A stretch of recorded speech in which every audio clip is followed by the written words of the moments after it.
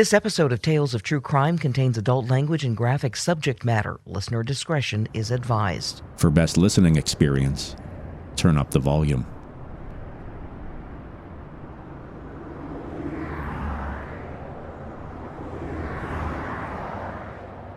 June 16th, 1973.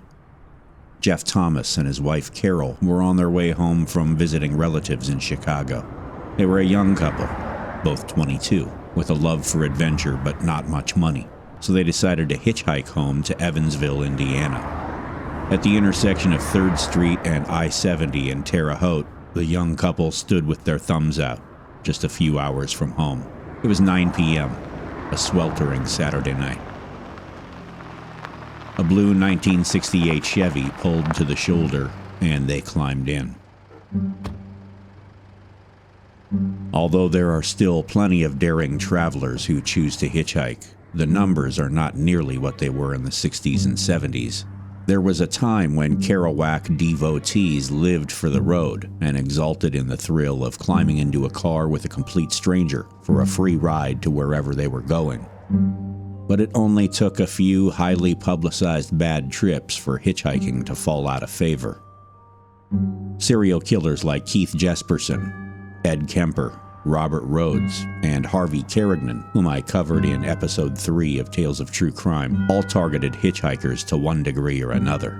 In 1977, Colleen Stan was abducted while hitchhiking in California, held captive for almost 7 years, and confined to a wooden box for long stretches, up to 23 hours per day, before she finally escaped in 1983. The case of Jeff and Carol Thomas could be another cautionary tale. According to a story in the Evansville Courier and Press published in 2019, the driver of the blue Chevy, a young man with light brown hair, offered them a ride, and they spent most of the 2-hour trip in silence. They arrived at the driver's farm and he got out of the car, reached under the front seat, and emerged with a pistol. Now, the way I want us to do this is to be real quiet. I don't want anybody to make a noise. He fired a cautionary shot into the air. Just so we understand each other. The driver tied the couple with rope and imprisoned them in a grain bin. He claimed he wanted to rob them, but they were just starting out in life. The Thomases had just married 2 weeks prior, and they literally didn't have $2 between them. Frustrated, their captor went into the rundown farmhouse to formulate a new plan, and the couple managed to free themselves.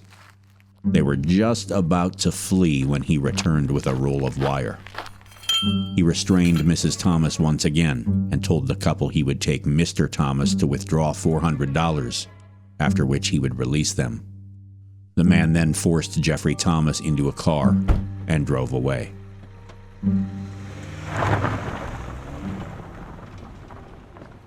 With the men gone, Mrs. Thomas attempted to untie herself. Put yourself in that position, your hands shaking as you try to free yourself, wondering if your fingers will ever work the way they're supposed to again. Panicked that your captor could walk back in at any second.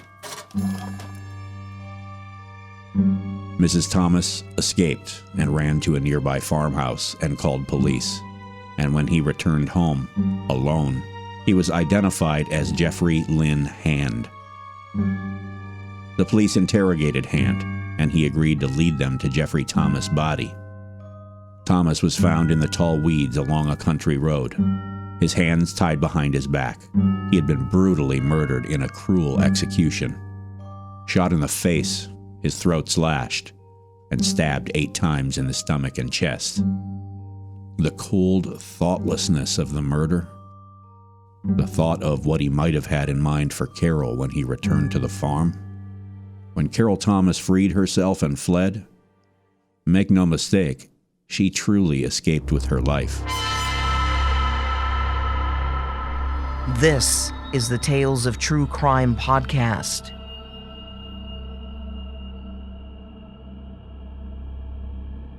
Hand was arrested and charged with murder in the death of Jeffrey Thomas. His kidnapping of Carol Thomas was charged in a different county and would be brought to trial separately. Contemporary print media reported Hand acted up throughout his arraignment and trial, at times appearing catatonic and unable or unwilling to speak. At other times, he was prone to outbursts. On one occasion, he struggled with the bailiffs who escorted him into the courtroom because he objected to the presence of cameras. He caused a scene and refused to leave the courthouse on another occasion until officials found a way to cover his face before parading him out in front of reporters. They covered his head with a makeshift hood made from their handkerchiefs. Doctors appointed to examine Hand and determine his competency disagreed, with one judging him sane and another deeming him wholly incompetent for trial. In a shocking verdict, on October 18, 1973, a jury deliberated less than 2 hours and found Jeffrey Hand innocent of Mr. Thomas' murder by reason of insanity. Hand's continued legal proceedings were tangled with hearings and changes of venue, and he was reportedly combative with his own representation and the court. It was February 5, 1975, almost 18 months after his acquittal on murder charges, when Hand was finally ruled mentally competent to stand trial for kidnapping. That summer, on June 13th, the Princeton Daily Clarion reported Hand's new attorney filed a waiver of arraignment in his kidnapping case, essentially alleging Hand's murder and kidnapping charges should have been tried together, and the jury's acquittal by reason of insanity on the murder charge should also apply to his kidnapping charge. In August 1975, Judge Ernest Tilley ruled in favor of Hand's defense, with the opinion that the murder and kidnapping charges should have been incorporated in one trial. Judge Tilley sent Hand to the Norman Beatty State Mental Hospital under a temporary commitment order. Hand's attorney later pointed out the state had only 10 days to request a hearing to make the temporary commitment permanent, but for reasons unknown, they failed to do so. When the state of Indiana realized their mistake 45 days later, they filed for Hand's permanent commitment to the state hospital, but it was too late. Hand's legal team was threatening a lawsuit for false imprisonment, and the state flinched. In June of 1976, Hand was released from the state hospital under the condition that he spend 60 days in the Veterans Hospital in Marion, Indiana, and that he waive his right to sue for false imprisonment. Hand was in custody from his arrest in the summer of 1973 until his release in summer of 1976. 36 months. 3 years. Far too slim a penalty for the intentional murder of Jeffrey Thomas. Later reached for comment, Hand's attorney reported the killer was trying to live a quiet life with his wife Becky and 2 sons. Unfortunately, a quiet life was not in the cards, but the next time the authorities had to deal with Jeff Hand would be the last time.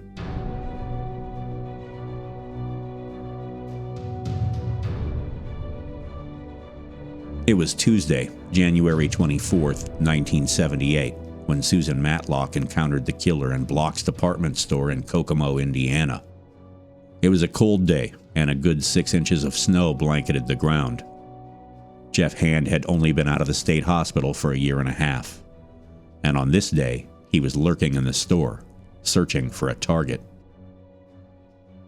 According to a story by Kim Dunlap of the Kokomo Tribune published May 12, 2019, Susan Matlock acknowledged Hand with a polite smile and a hello.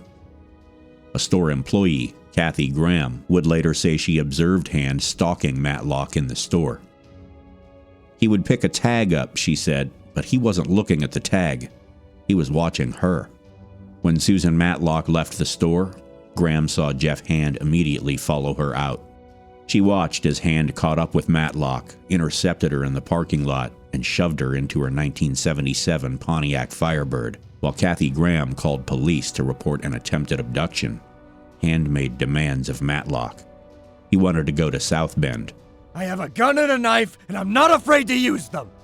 He was angry and claimed he had just been taken in a drug deal gone wrong. Thinking he intended to steal her Firebird to get to South Bend, Susan Matlock told Hand she would drive him to the nearest bus station where he could get a ticket. But Hand's real goal was not to get where he was going. No. Based on the man's history, we can be certain he had considerably black intentions. Just get over on the other side and pretend you're with me. Matlock moved to the passenger seat, and Hand pulled a gun. I have to figure out what to do.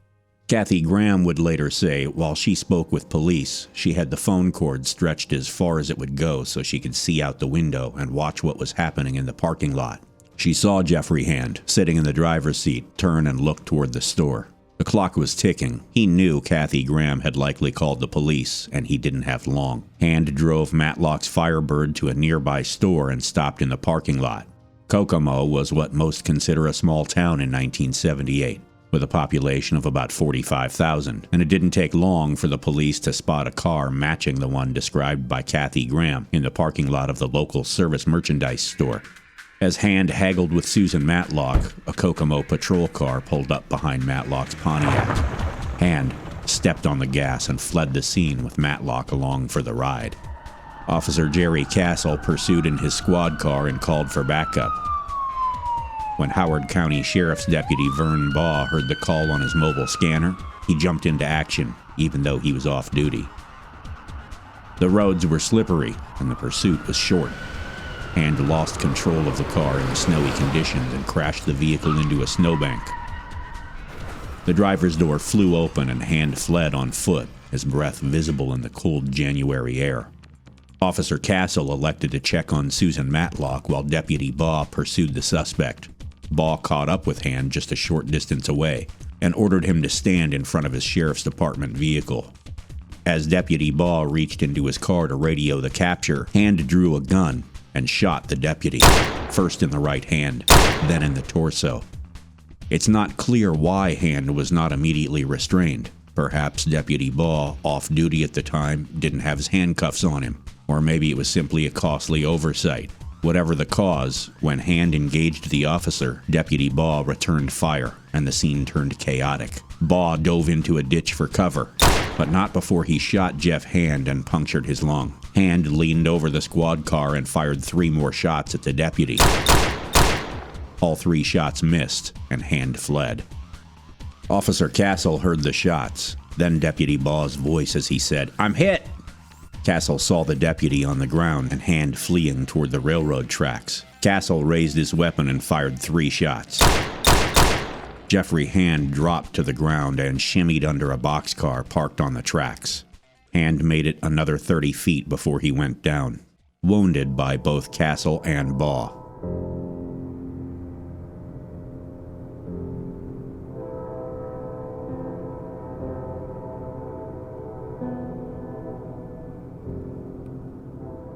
Jeffrey Lynn Hand met his end where a man like him deserves to die, on the cold, frozen ground, surrounded by police officers who took note of every detail and photographed his body where it lay as his life ebbed away.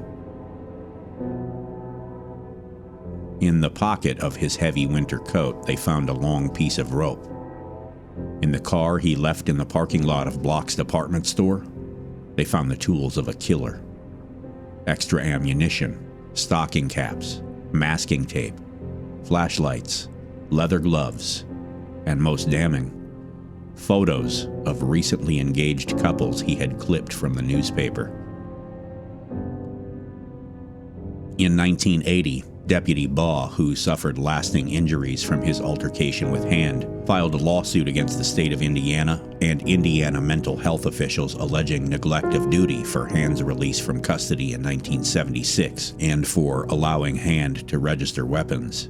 He sued for $120,000 in damages, but I was unable to find any account of the outcome of the case. At the time of his death, Jeff Hand was a known killer of one, Jeffrey Thomas, and he had attempted to kidnap 2 women, Carol Thomas and Susan Matlock. With his death, his fate was sealed, and it was assured he would never harm anyone again. Most assumed it was the end of the story, a sick man's plot foiled by the police, His life ended in a hail of gunfire. But Jeff Hand was not done. It would take nearly 50 years for another victim to reach out from beyond the grave and point the finger at her killer.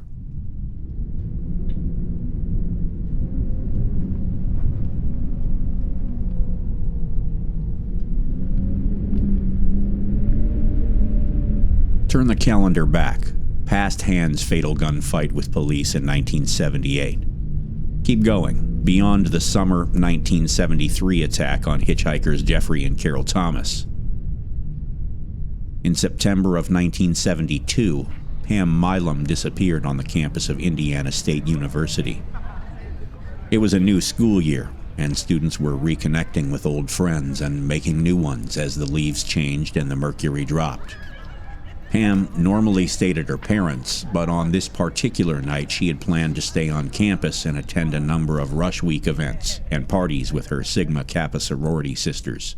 According to a 2019 story in the Springfield News-Sun, Milam was last seen when she went to move her car to a parking lot closer to her sorority's rooms. She didn't show up for dinner and missed her shift at work the next morning. The next day, worried friends and family mounted a search for Pam. Around 7 p.m., they found her car, a red 1964 Pontiac Tempest with a vanity plate that read Jesus, backed into a spot in a parking lot not far from the Lincoln Quad. Pam's glasses and purse were in the back seat of the car. Pam's sister, Sheila, and her father, Charles, were called to the scene with a spare set of keys. It was about 8:30 p.m. when Charles Milam opened the trunk and found his daughter. Pam Milam had been bound, strangled with clothesline, and gagged with a cloth. Debris found on her body indicated she had been sexually assaulted in a wooded area, then placed in the trunk of the car. Her injuries told the story of a young woman who had fought her attacker. Detectives noted and collected a number of pieces of evidence: duct tape, soil samples, and her blouse stained with the killer's bodily fluids. In 1972, prior to the era of forensic evidence, a common investigative tactic would be to trace evidence back to a killer through a purchase at a store, with an eyewitness identification by a cashier.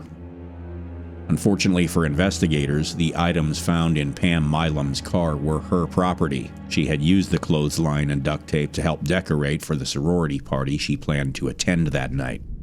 There were no witnesses, no descriptions of a suspect. A spot along the banks of the Wabash River was investigated for reasons unknown, and a nearby break-in was investigated too, but no solid leads developed. For 7 weeks, everyone wondered who had perpetrated such a terrible deed on Pam Milam, and the young women of Indiana State were on edge because a predator was still at work. A number of women were abducted at night, taken to a wooded area and raped, then released again on campus. In November 1972, police arrested Robert Wayne Austin for the series of sexual assaults on young women at ISU, and the consensus was immediate. Everybody believed they had found the man who killed Pam.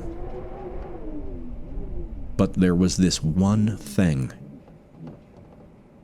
Even though he admitted to the attacks for which he would eventually be convicted, Robert Wayne Austin denied attacking Pam Milam.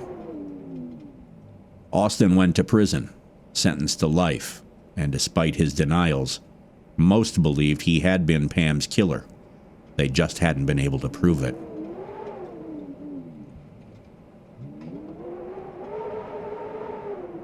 Decades passed, and Pam Milam's family got no answers. They wondered whether they would ever know for sure who killed Pam. In 2001, Sean Keene was promoted to detective in the Terre Haute PD, and with other investigators, he took a fresh look at Pam's case. They tested the stain on her blouse for DNA and were able to develop a profile. The investigators naturally wanted to test it against Robert Austin's DNA as soon as possible, and they tracked him down. He had spent about 20 years in prison for his crimes before he was paroled. To their surprise, he agreed to provide a DNA sample.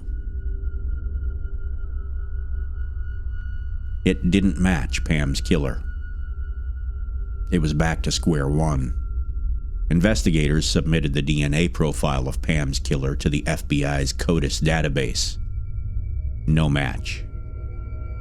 Using lighting technology not available in 1972, investigators were able to reveal a fingerprint on a lens of Pam's glasses. They entered it into AFIS, the automated fingerprint identification system, and got no match. It wasn't square one. It was less than square one. When they began, they had a suspect, Robert Wayne Austin. Now, they had ruled Austin out and had no suspects. Detective Keene, today the chief of police in Terre Haute, never stopped working the case. In 2017, technology took Keene down the wrong investigative path. He attempted to use the killer's DNA to develop a phenotype profile of the killer. The results told Detective Keene he should be looking for a man with dark eyes and medium to dark skin. 3 months later, a phenotyping profile developed by a different lab, the now well-known Parabon Nanolabs, responsible for the testing that led to the capture of the accused Golden State Killer Joseph DeAngelo, indicated something entirely different. Parabon's phenotyping profile indicated the killer was fair-skinned with either green or blue eyes and blonde to light brown hair. Unsure what to make of the contradicting phenotyping profiles, Keene pursued forensic genealogy in an attempt to identify relatives of the killer. The effort paid off. 2 suspects were identified, but one of them had only been 13 years old at the time Pam Milam was murdered. Relatives of the other suspect provided DNA samples and assistance in building their family tree until, in 2019, Chief Keene was sure he could name Pam's killer. By this point, you know who it is, right?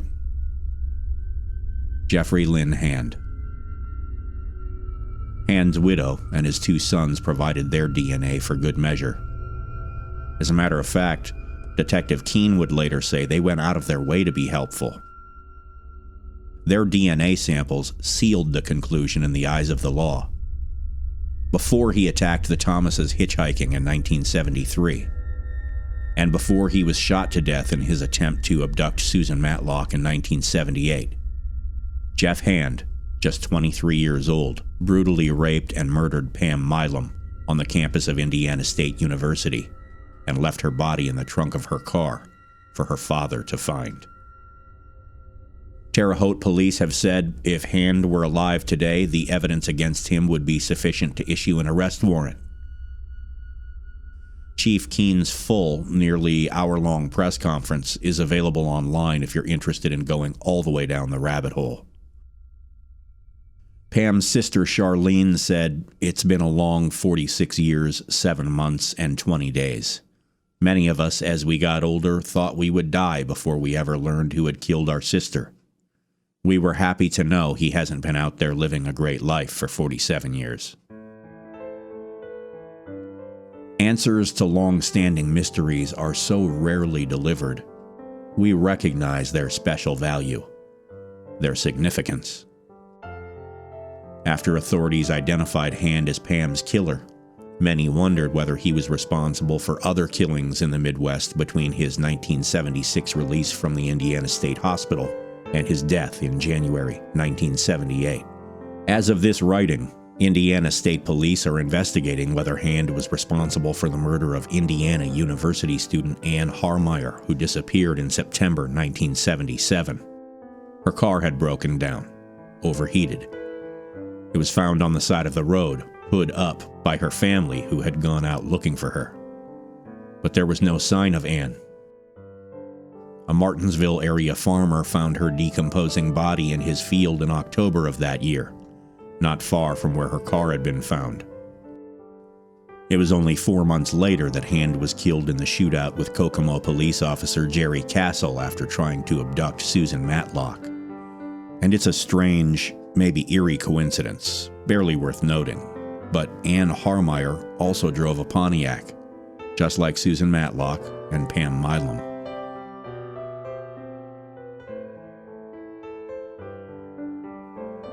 We know very little about why Jeffrey Lynn Hand chose to kill, why he chose a life as a predator. So frequently, we can point to a killer's traumatic childhood of abuse, a fractured or non-existent relationship with parents who don't know how to love. But with Jeffrey Hand, we know very little. There are hints at his motivation. His attack on the Thomases and the photos of recently engaged couples found in his car suggest he sought sadomasochistic pleasure in inflicting pain on others. Like the Zodiac Killer did with his attack on a young couple at Lake Berryessa, Hand sometimes concocted improbable stories to maintain control of his victims and make them think he would release them. However, Jeffrey Hand was a disorganized killer. Although he kept a toolkit in his car, his known attacks suggest his victims were targets of opportunity, and Hand, who worked as both a postman and a delivery driver to record stores around the Midwest, traveled a lot and had many potential opportunities to kill. As of 2020, Hand is reportedly a suspect in a number of additional cases, including a murder case in Wisconsin. We now know for certain Hand was not just a killer. He was a serial killer. And you can bet, as more testing is conducted, his body count will likely grow in the years to come. If you enjoy tales of true crime, please review and subscribe on Apple Podcasts or wherever you get your podcasts. Lock your doors. I'll talk to you again in 2 weeks. Tales of True Crime is written and produced by Troy Larson for Midwest Radio of Fargo-Moorhead. For transcripts, sources, credits, and occasional cat pictures, follow me on Twitter at TrueCrimeTroy. For Tales of True Crime on video, follow Midwest Radio of Fargo-Moorhead on YouTube. And don't forget to subscribe. Voice of Jeff Hand by John B.C. Image voice, Bonnie Amistadi. Music by Kevin MacLeod. Incompetech.com. Creative Commons license via filmmusic.io.